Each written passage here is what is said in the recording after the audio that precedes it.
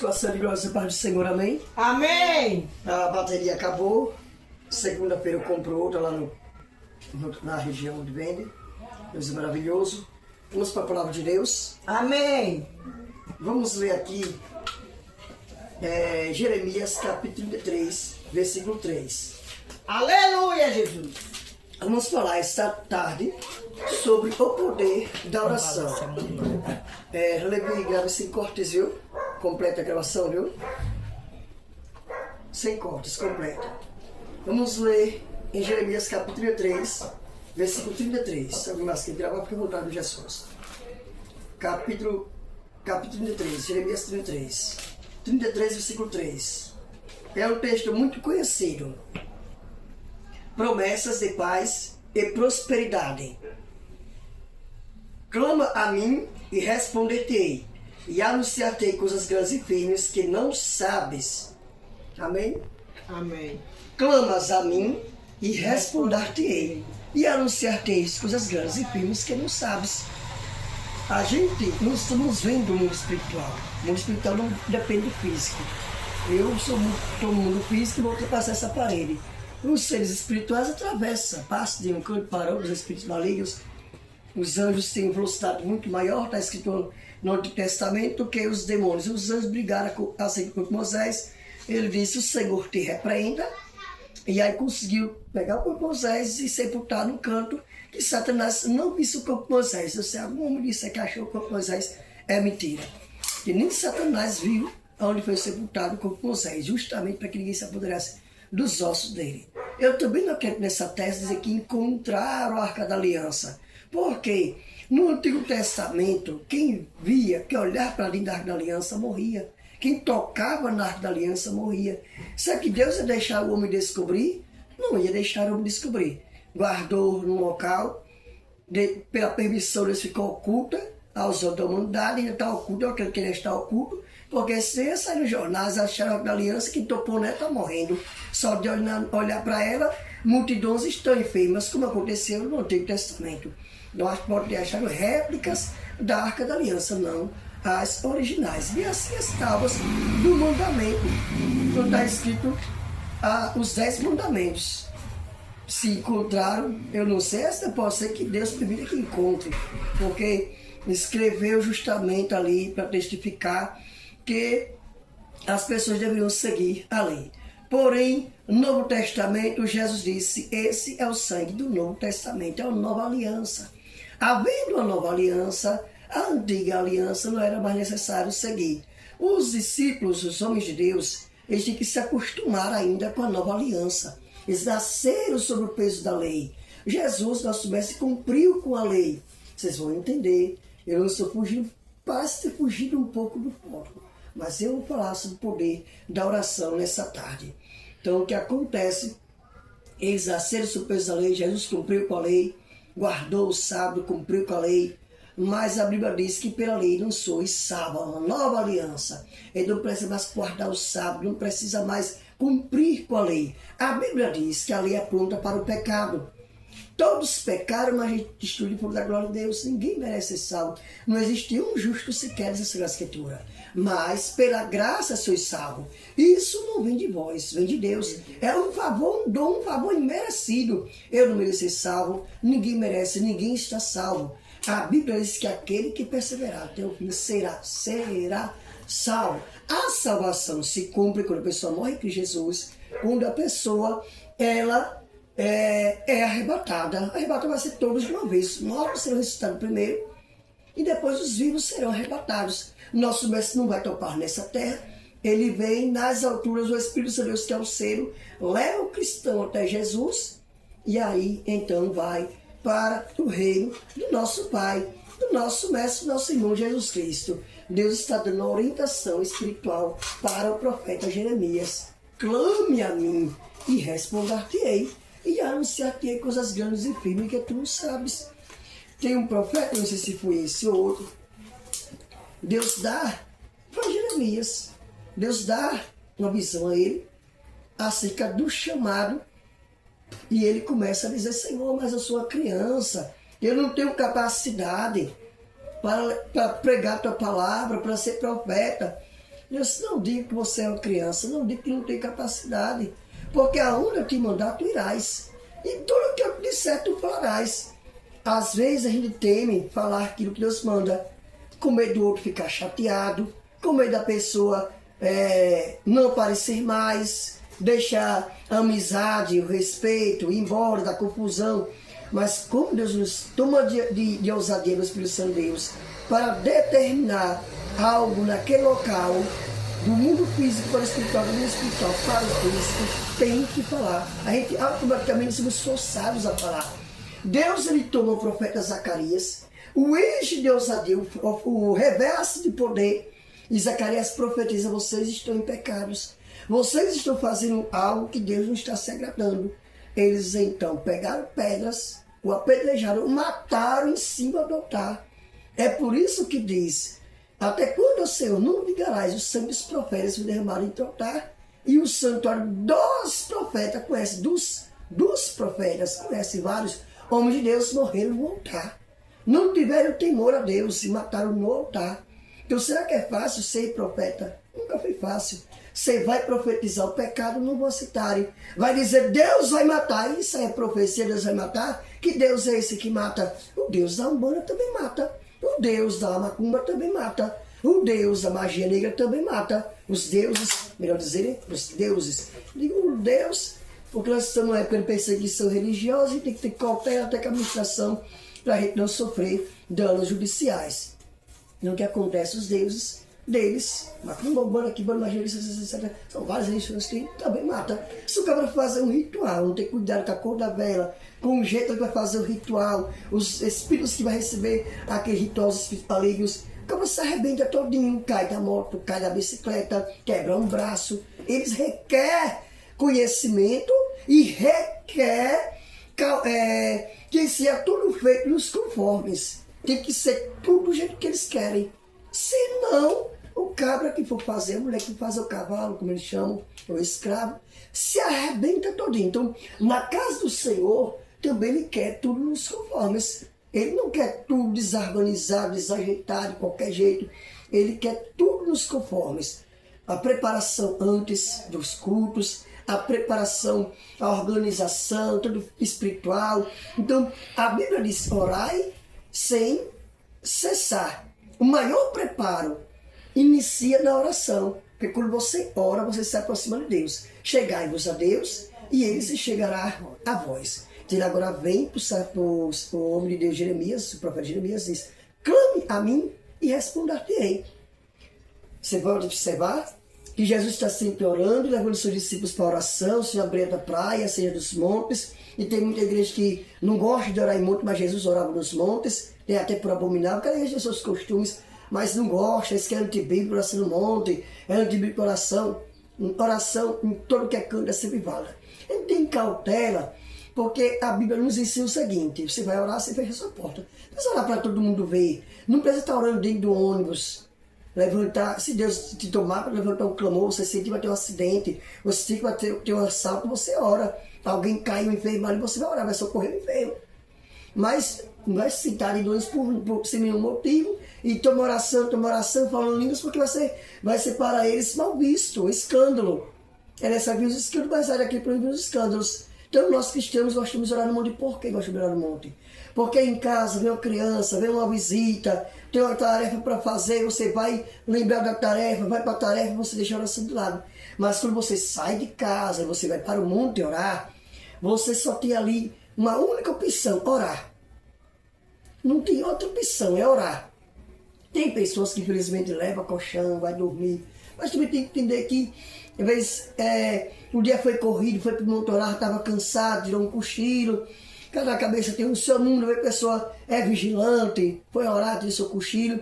O importante é estar na presença de Deus, tá? Aleluia! Na presença do Senhor. Quando você ora, você traz o poder de Deus para a sua vida. O nosso Glória a Deus, físico aleluia! É um condutor de poder. Ele vai trazer o poder de Deus do mundo espiritual para o mundo físico. Traz do mundo espiritual, lança no mundo físico. Por isso que a gente estende as mãos para o ambiente, para ele poder sair, entrar naquele ambiente, a gente ora, o mundo espiritual começa a se mover. os demônios começam a ser repreendidos, os anjos são liberados. Então, quando a pessoa sente que algo vai acontecer, a pessoa tem que orar. Tem que ficar preocupada, cansada. Meu marido, não sei se chegou bem, se vai chegar bem, se chegou bem, essa luta no lar, essa situação amarrada. Tem que orar, tem que partir para a batalha. Outro homem de Deus que sai com medo do chamado Moisés. Envia quem tu has de enviar. Até Deus ficou irado com a resposta de Moisés. Envia quem tu has de enviar. Eu sou pesado de línguas, de boca. Quem foi que fez a boca do homem, Moisés? Não foi eu que fiz. Não é teu esmorão que veio ao teu encontro. Ele vem ao teu encontro. Tu lhe serás por Deus, ele será por profeta. Deus colocou, tu lhe serás por Deus e ele será por profeta. Outra vez disse, eu disse, sois deuses. Então Deus deu uma grande... Deus deu um chamado tremendo, terrível, um chamado, uma responsabilidade muito grande para Moisés. Pode desligar a vida, desligue tudo. Para Moisés, que responsabilidade era essa? E dizer para o rei que solte o povo. E Deus já disse, eu vou fechar o coração do rei. E o rei do Egito não vai liberar o povo. Esse pronto, agora estou preto. Eu vou lá e o homem não vai liberar. O que é que isso vai acontecer? Já saí de lá, corri, disseram que ia me matarem. E agora eu tenho que ir lá. Mas ele foi, libertou o povo de Israel, passou pelo meio do mar. Teve a água da rocha que saiu, o monarca que caía do céu. Coisas extraordinárias. O povo viu Deus com ele. O povo viu. Conversando lá no monte Horebe, conversando com Deus. O monte pegava fogo aos olhos abertos, visão de olho aberto, não era fogo real, era visão, manifestação espiritual de olhos abertos. O monte queimava como se fosse de verdade. Deus disse, não chega ninguém, até os animais, se chegar próximo vai morrer. Por causa do pecado da humanidade, até os animais iam pagar. Chegasse próximo ia morrer. Não chega ninguém, só foi Moisés e Arão. Então, Arão conseguiu aquela intimidade porque ele buscou, ele orou, ele foi atrás do chamado dele. Deus usou esse homem tremendamente. Então, vou ser amigo de Moisés. Foi ali o servindo, como diz a texto bíblico, mas Josué, filho de Nun, o servia de boa mente, de boa vontade. Não era abrir o culto porque tinha que abrir, não era abrir por obrigação. Eu vou abrir por obrigação. Não. Ele fazia de boa mente, de boa vontade. E ali, ele experimentou o melhor de chamado, que como eu vou dizer, a intimidade com Deus. Você recebeu revelação. Uma vez eu recebi uma revelação muitos anos atrás, ele me dizia um nome que ele colocou nas estrelas. Só que eu não notei, esqueci. Mas ele me dizia. Ele começou a me datar tempos de datas de fundação do universo. Ele começou a me passar revelações poderosas, tremendas, sobre a datação da fundação do universo. E eu não decorei e esqueci, mas tem coisas que às vezes a gente anote mesmo, que é só pra gente, é aquilo só para o homem de Deus, mulher de Deus mesmo, para cada homem, cada mulher que Deus vai levar para aquela intimidade espiritual, como o apóstolo Paulo disse, eu vi coisas em formas que eu não digo dizer. Então ele não pronunciou, ele guardou para ele. E outros homens receberam revelação e disse, sela esta profecia, não passa essa profecia, fica só para você. Escreve-as num livro. Então, no tempo certo, aqueles livros iam ser achados. Não era para aquele momento, era para tempos depois. Escreve-as num livro, sela. Escreveu, selou, guarda. No tempo certo é passar a profecia. No tempo certo as pessoas vão saberem. Então, quando você ora, você se aproxima de Deus, chegai-vos a Deus, e Ele se chegará a você. Chegará a vós. Então você ora, você clama, você está se aproximando de Deus. Então é um dever, é obrigação de todo cristão orar. Todo cristão tem que orar, é obrigatório. O dever de orar sempre, sem nunca desfalecer.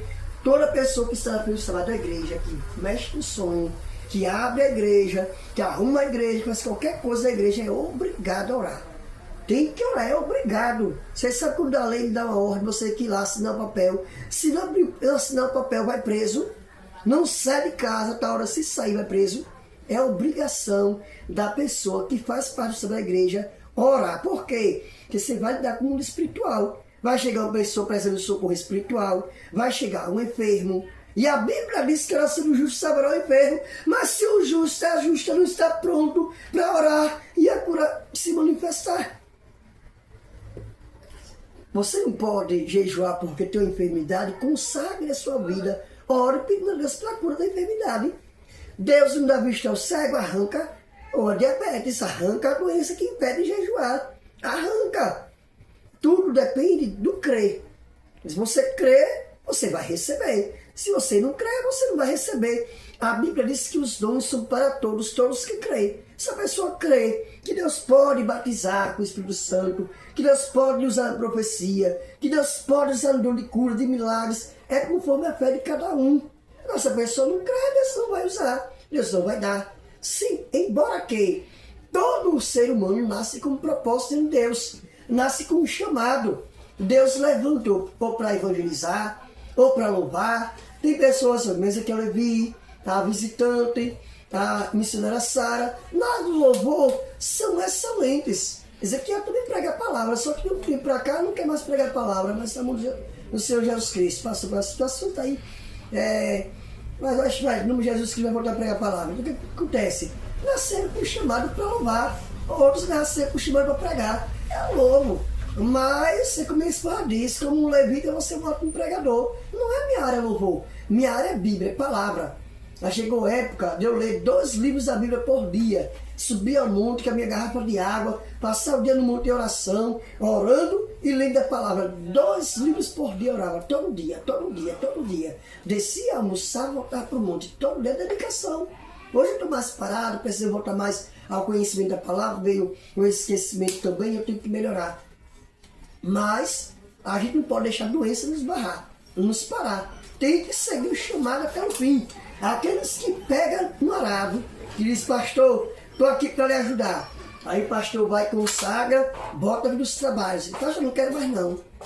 Esse negócio de ser porteiro, eu não nasci para ser porteiro. Mas você não queria fazer a obra, tem que começar do baixo. Tem que começar limpando as cadeiras. Tem que começar a receber as pessoas, mexendo na caixa do som. A única estrela que veio para aparecer de todas as multidões foi Jesus. Chegou, é cantor famoso, vai começar do zero. Chegou, é prefeito, vai receber as pessoas, vai começar do zero. Né? Chegou porque é presidente, porque é isso, é aquilo, outro, não vai botar. Vai servir, aprender a servir primeiro, para depois ser servido. Porque o papel de um pastor é liderar. A gente lidera com mansidão, com cautela, preside com sabedoria. Mas quem faz o ministério crescer mesmo é os ajudantes. Porque se você observar bem, o que é que o mestre de obra faz? O mestre de obra tem a sabedoria para não deixar a casa sair torta. Ele vai dizer, olha, você vai pegar a brita zero, aqui vai observar o mapa, a estrutura, e vai dizer, olha, aqui vai ser 4 quartos, vai ser 3 andares.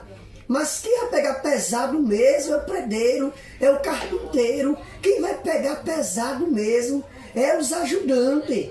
Que vai quebrar pedra, que vai cavar o chão, que vai fazer a massa, mesmo na bitoneira ali, vai transportar a massa, vai fazer a massa, vai botar o cimento na quantidade certa. É quem mais sofre na obra. Os pastores tinham a dor de cabeça, a preocupação para não deixar o bolo desandar. Vai fazer um bolo, eu te coloco um fermento, você já colocou tudo certinho. E eu chega lá, botar um pouco de fermento, o bolo cresce demais, perde, começa a derramar. Então o pastor ele tem a cautela que as coisas não desandar. Ele preside, ele lidera com sabedoria, vendo aonde vai ficar cada um. E tem dor de cabeça, se preocupa. Porque às vezes vem não está ainda apto para a obra de Deus, mas é pastor, é diaconisa, é presbítero, e enche a paciência, mexe com um, mexe com outro, aí não vai porque aquele não mexeu, falou uma besteira, eu não vou congregar porque não gosto de fulano. A gente está ali orientando, a gente está ali tendo cautela, porque Jesus disse, de maneira nenhuma lançarei fora aqueles que vierem a mim. Aqueles que vierem a mim, de maneira nenhuma, ou se lançarem fora. Então, igreja, a gente não pode dizer, vá-se embora, não parece, não pode dizer. A gente vai receber todo mundo e orar para que Deus capacite. Vai orar para que Deus capacite. Da segunda Ezequiel. Orar. Oi? Não pode deixar. Essa ligação, sabe? Então, precisa Sara, então a gente vai orar para que Deus capacite, Deus liberte a pessoa. Me ensina a vai ligar a luz, graças a Deus. Para que Deus liberte a pessoa, para que Deus transforme a pessoa. E uma coisa que eu aprendi é que quem mais dá trabalho é quem mais ajuda na obra. Quem mais dá trabalho é quem mais ajuda na obra. É quem mais ajuda na obra, quem mais dá trabalho. Então, todas as peças são fundamentais. Todas as peças são fundamentais. Você vai consertar uma bicicleta, você tem todo tipo de chave necessária para consertar aquela bicicleta. Você vai reformar uma casa, tem as ferramentas ali com a madeira, com a energia. Todas as peças são fundamentais. Um prega, o outro louva, o outro assiste a administração. Então, todos têm um papel. Só que eu não posso pegar as pessoas despreparadas e colocar na frente do altar antes da preparação de Deus. Antes da preparação do Senhor. Não posso. Tudo tem um tempo determinado para todas as coisas. E Deus vai cobrar de mim. Se eu pegar pessoas também de libertação e colocar na frente do altar. Hoje a maior dificuldade do Evangelho é encontrar pessoas que tenham a Espírito Santo de Deus e para colocar na frente do trabalho da igreja. Porque 80% dos cristãos para essa libertação. O cristianismo está dividido em duas partes. Uma parte está servindo aos demônios. A bagunça dentro do cristianismo. A gente só sabe quem é se Deus mostrar. Se Deus não mostrar, a gente não sabe da onde está vindo os ataques, por meio de quem está vindo os ataques. Nossa luta contra a carne sempre vai ser o principal de potestades. O poder da oração é fundamental na vida daqueles que estão no trabalho da igreja. Que a gente de si mesmo não pode fazer nada. Daqui que sem mim nada podereis fazer. Então, sem Jesus, sem o nome, o poder que é o nome de Jesus, ele não pode fazer nada. Se eu for fazer uma libertação, saia no nome do presidente, eu vou tomar um cacete arretado. Agora, se eu disser, saia no nome lindo e maravilhoso de Jesus, o capeta tem que bater em retirada para os infernos, tem que obedecer. Se eu dar uma ordem, a chance de não haver um respaldo, uma positividade, muitas vezes é poucas. Se um presidente, pela autoridade que ele tem, ruim ou bom, der uma ordem, a possibilidade de cumprir com medo das consequências de não obedecer é grande, mas ele dá a possibilidade de desacatar aquela ordem. Havendo irregularidade, a capacidade, a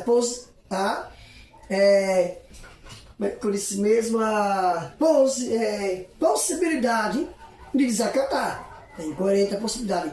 Mas quando Deus dá uma ordem, Satanás tem que obedecer. Se Deus disser não toque, não toca. Não mate, não mata. Agora, nós temos que entender o poder da oração. É tremendo, é terrível. Você orar de madrugada, sempre dia de Deus, receber as revelações, os sonhos proféticos, receber, como eu vou dizer, você orar por um enfermo, você vê o enfermo, você vai da cama. Todavia, de fato, Jesus disse, olha, não nos alegria se vocês quisessem, mas porque o meu nome é escrito no livro da vida. A maior alegria para um cristão é ver Jesus restaurar as pessoas, orar por um drogado, deixar as drogas, deixar a bebida, aleluia, Jesus. O vício no cigarro, estar na beira da morte, se levantar. Eu lembro que no Pai André, o ex-esposo da família que veio para Jesus, foi 7 pessoas que veio para Jesus, eram 8 de casa, 1 foi para a igreja e 7 pessoas foram. Eram 8 pessoas, 7 foram. Luana, 2 filhos, 3. A mãe, 4. 2 filhos da mãe. Luana tem 2 filhos, Luana, mais 2 filhos, 3. Aí o grande não conta. 6 pessoas. Então, 6 pessoas. Vinha para Jesus Cristo. O que acontece? O ex, aconteceu a situação, estava no hospital entre a vida e a morte. Já distribuiu os bens. Diga que fulano vai ficar com a casa, já conversei, a casa é dela. Já estava distribuindo os bens porque viu que a morte estava. Pastor, ore, recebeu alta. Outro tempo atrás, a missionária Wanda me pediu oração acerca de uma menina no hospital que pegou a bactéria do hospital na corrente sanguínea. A bactéria do hospitalar desceu para a corrente sanguínea, morte na certa. recebeu alta. Quando a mãe ali não ficou alegre, ver a filha que ia morrer, receber saúde, receber alta. E às vezes nunca mais viu, mas aquela pessoa melhorou, aquela pessoa foi liberta, aquela pessoa recebeu saúde, a gente não viu o que Deus fez. Mas houve alguma coisa, que a gente não está orando por Deus, um Deus de barro, um Deus de pedra, que carece ser transportado, mas para um Deus vivo. Agora lembre-se que um Deus consumidor, que vai requerer da gente o que a gente faz em nome dele. Se eu usar o nome dele para enriquecer, ele vai cobrar de mim, vai cobrar pesado. É certo que a Bíblia diz que se o homem de Deus, ele vive pregando a palavra, que vive da obra como da obra, ele vive pregando a palavra, ele é homem de Deus, ele sofre em prol das vidas, ele está ali buscando na sociedade, através da administração do Evangelho, resgatar vidas, ele está fazendo um trabalho para Deus positivo, trazendo Cristo para a sociedade.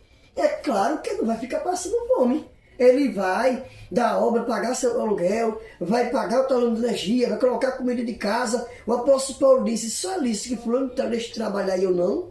Quem vive da obra, come da obra. Qual é o homem que vai estar tirando o leite da vaca e vai beber o leite da vaca? Foi o que o apóstolo Paulo disse. Ou só disse fulano de tal e eu não. Mas como vocês não querem me dar o que é de direito, eu fui trabalhar. Ele trabalhava construindo tendas. Então, não é errado. Agora, errado é a pessoa viver e abrir igrejas em torno de dinheiro. Quem trabalha em torno de dinheiro é os demônios. Tem o Mármore que trabalha em torno de dinheiro, também tem outros. Então não posso trazer essa ganância. A Bíblia diz, pessoas que não sejam jurídicas para colocar na vida sobre a igreja. Tem qualificações bíblicas para isso. Isso é de bom testemunho, boa reputação. Homem de uma só mulher, marido de uma só mulher.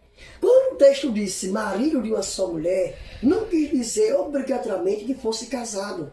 É porque os ricos botam suas leis e obrigam os pobres, os que não têm estudo, ou a sociedade, pela autoridade que eles têm dentro daquele grande ministério, de seguir o que eles querem. E antibíblico. Será que essas igrejas grandes só tem pastor na igreja deles? Quando passa pelo pastor, ô irmão, mas só tem pastor lá.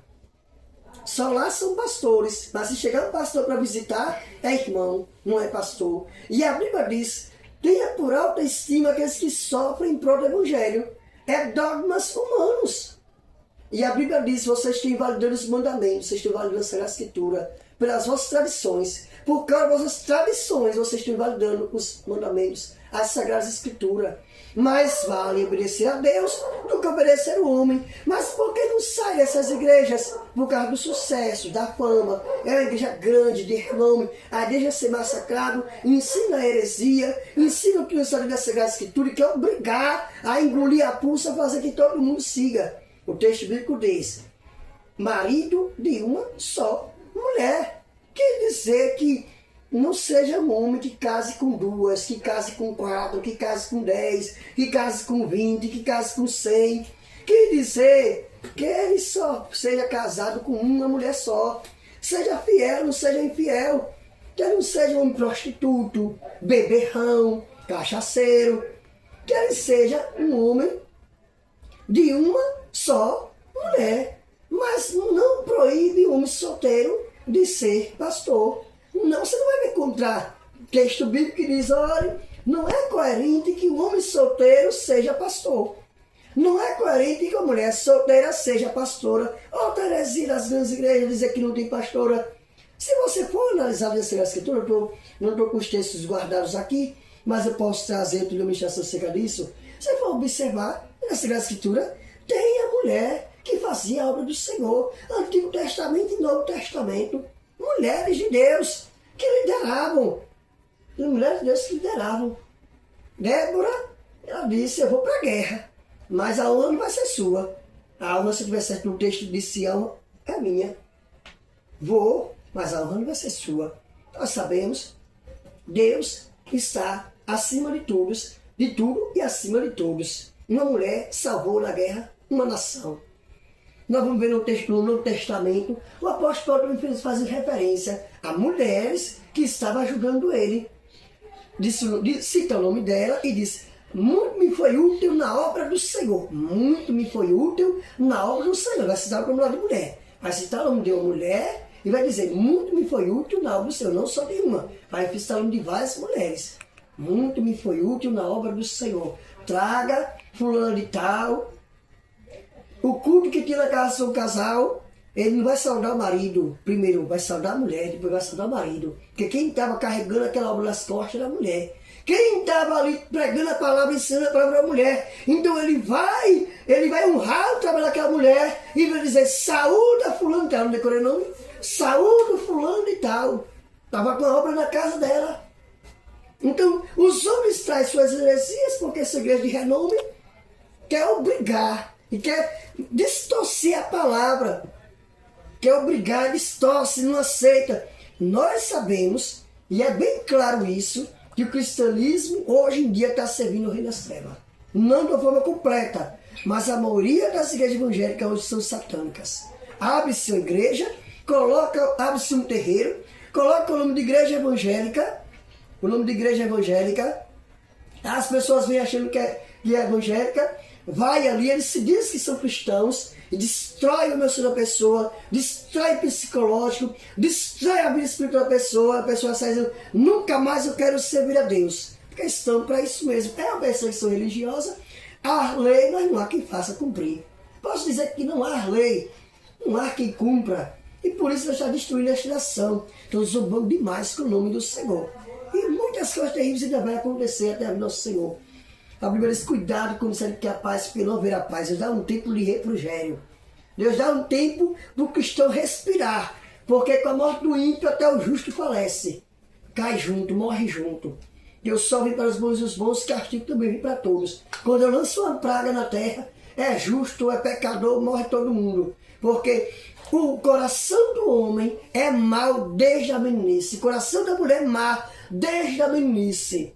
Nós vemos criança desrespeitando seu pai e sua mãe, xingando, matando, roubando, se prostituindo, usando drogas. Nós estamos vendo as pessoas barbarizando com o nome de Deus. Pegaram no carnaval, simbolizaram Jesus, arrastaram, arrastando, diz que Jesus é gay, os discípulos são drogados e a humanidade está sofrendo pelas blasfêmias. Porque todo pecado se perde do homem, exceto a blasfêmia com o Espírito Santo de Deus. Então é a obrigação do cristão que está nos trabalhos orar. É obrigação dos cristãos orar. Todos os cristãos têm que orar. Todos têm que orar. Porque como é que você vai lidar com as trevas se você não orar? Você só vai depender do pastor para orar. Pastor ore, pastor ore, pastor ore. Mulher de Deus ore. Você também é um de Deus. Você também tem a possibilidade de se tornar um profeta conhecido e reconhecido dentro e fora deste país. Se você dobrar os seus joelhos, você consagrar, você procurar a libertação tanto das coisas naturais como espirituais, você vai conseguir trazer o reino de Deus para você. Venha a nós o teu reino. Trazer o poder para você. Ver um milagre, mergulhar no oceano do Espírito Santo de Deus. Ah, sim, o nome que sempre esqueço do meu ciclo. Possibilidade. Assim, uma possibilidade. Você ser uma mulher que Deus conhece como missionária cristã Maranhão, pastor Ezequiel, pastor Washington.